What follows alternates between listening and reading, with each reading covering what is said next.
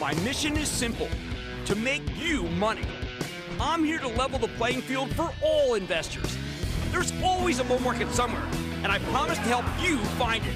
Mad Money starts now. Hey, I'm Cramer. Welcome to Mad Money. Welcome to Cramer. Other people make friends. I'm just trying to make you a little money. My job, not just to entertain, but to explain. So call me at 1-800-743-CNBC or tweet me at Jim Cramer. There's a reason. The reason I have this button on my soundboard. It's the sound of a strike, of a ball hitting the head pin, sending the rest of the pins flying. Oh, it's a beautiful sound. It always surprises and it always delights. Last night, Nvidia bowled a strike. And today, stocks of all kinds careened and skidded and vibrated and rocked in a symphony of glorious sound. The 10th average is soaring, with the Dow jumping 462 points, S&P gaining 0.53%, and the Nasdaq advancing 0.03%. Nvidia's been duking it out with Apple and Microsoft in the lanes, fighting over who gets to be the largest company on earth.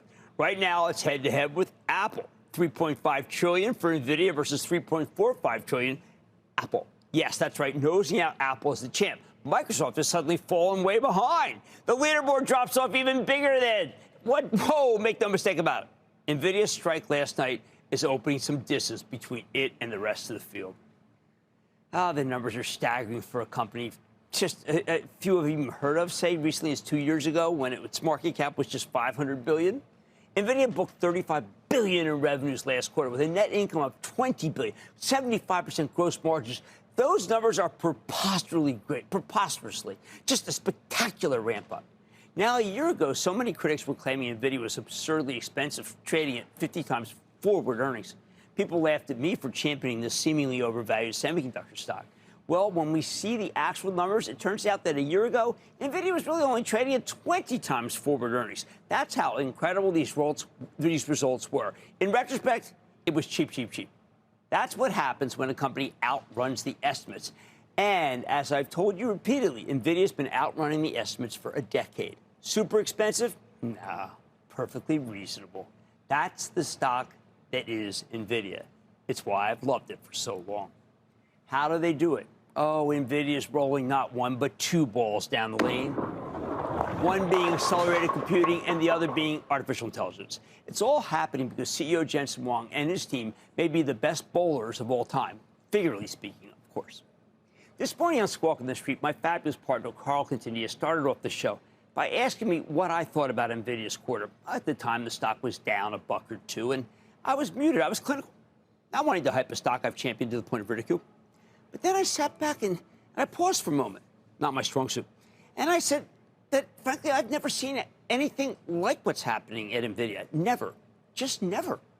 And even though the stock was down, despite 19 firms raising their price targets this morning, I said this stock's simply not capturing the seismic shift that's happening here. You see, Nvidia is disrupting everything we know about business. There are only so many superlatives when it comes to the demand for their technology. We've heard it called insane. We've heard it called enormous. Last night, the operative word was staggering. I think even Jensen's struggling for analogies at this point. Like when he was talking about how one use for the latest and greatest chip Blackwell is OpenAI, which he said is something completely new, like the iPhone. The iPhone, he compared it to. We think of the iPhone as this once-in-a-lifetime invention. But when you go through the NVIDIA call, you realize that the iPhone may be smaller by comparison. Small.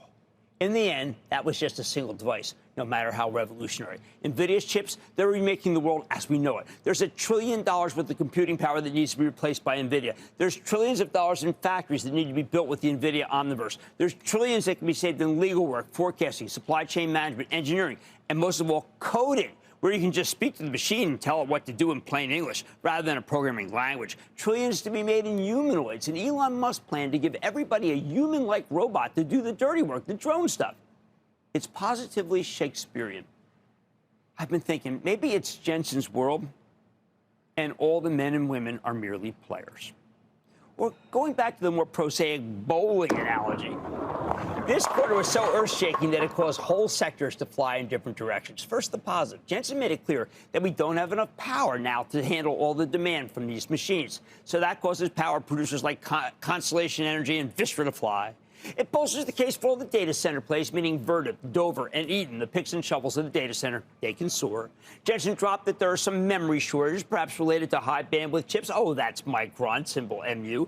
Been waiting for that to roar. Optical product, which is backbone plumbing. Oh, that's Marvell Tech. Amphenol, a connector company, gets a shout out. So its stock jumps. These are all classic pin action.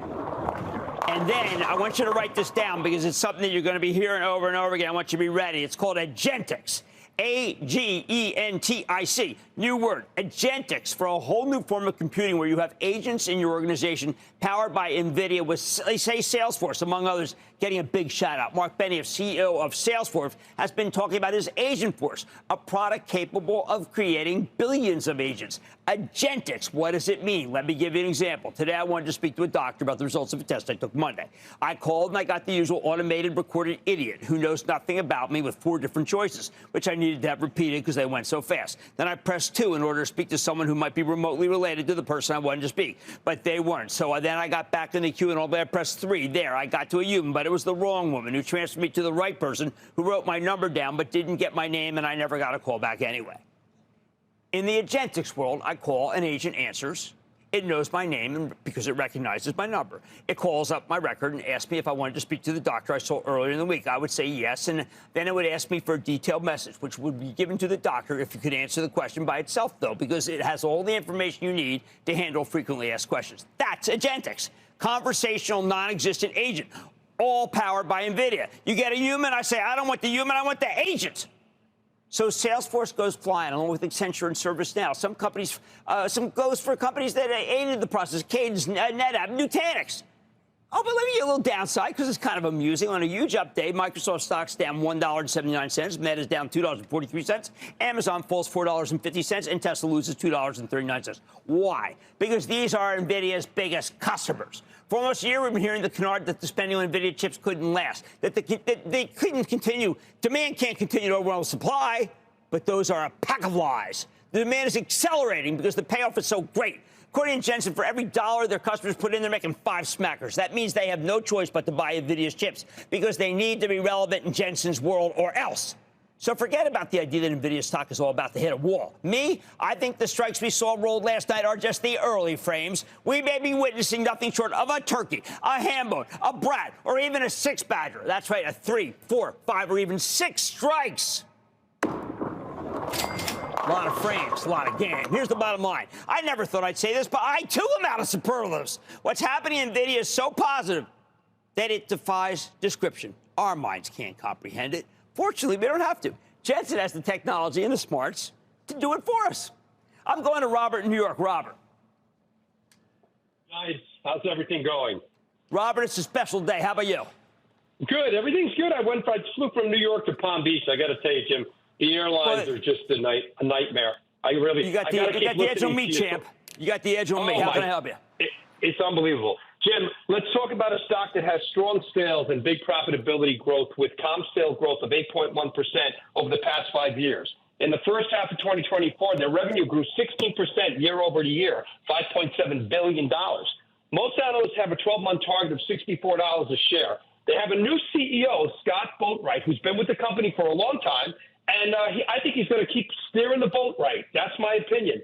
The name of this company, Jim. Now, Jim, you went on the air and you called the bottom on this stock. Once again, you did it again, okay? And you've done it 100 times. You've done it so many times for me. You remember you did it with a firm. You made me 103% in the last 6 months. You did Chewy. You made me 119% in the last six months. Robert, you're crushing me here. I'm all embarrassed. What's the stock? I'm mortified. Oh, it's true. Chipotle, baby. Which one? Oh, Chipotle. Oh, what the hell? That stock's going higher. I got a new CEO. His name is guy. I like that. All that thing with the boat right thing. Was that great? He's got the boat right. I think Chipotle's actually about, it's going to go back to its high, I think, of $69. And I appreciate all this kind comments. That fella, he doesn't quit your day job. All right, listen to me. What's happening in NVIDIA is so positive that it does indeed defy description. I don't have any more words, no more superlatives. Fortunately, we don't have to be the experts because we got Jensen Mark. Da Vinci. On Man Money Tonight, short seller Muddy Waters came out with a report on Cramer fave Elf Beauty. But just how seriously should we investors taking these claims? I'm getting the other side of the story with the cosmetic company CEO. Then former IBM spinoff Kyndryl keep climbing after a strong quarter and bullish investor day headlines. I got the top brass. And later, well, later, I'm selling to a very special exclusive.